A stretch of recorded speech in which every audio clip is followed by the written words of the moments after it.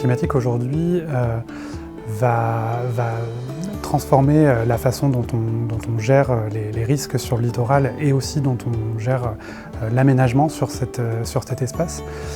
Il faut savoir qu'aujourd'hui, les risques littoraux sont déjà une réalité. On a déjà des territoires exposés dès maintenant, même en dehors des impacts du changement climatique, qui vont venir accentuer les phénomènes, accentuer les aléas et donc les risques sur un certain nombre de territoires et d'enjeux.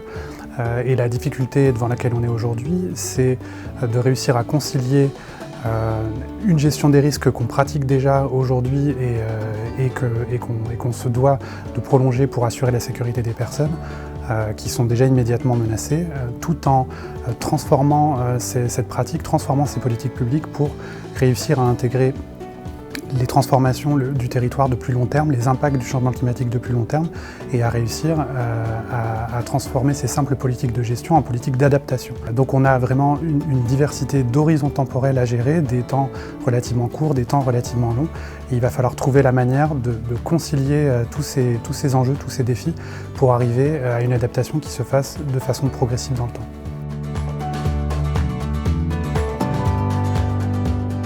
C'est là justement qu'on va mobiliser différents modes de gestion, ce qu'on appelle des modes de gestion ou des stratégies qui peuvent être alternatives mais qui peuvent aussi se compléter.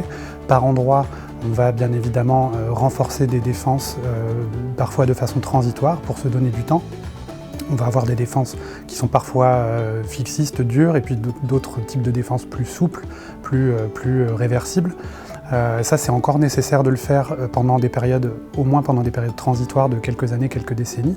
Et en même temps, on va aussi travailler sur la recomposition de l'aménagement du littoral, où là, on va chercher à déplacer certains enjeux, certains biens, certaines infrastructures, pour leur permettre de sortir de cette zone de risque.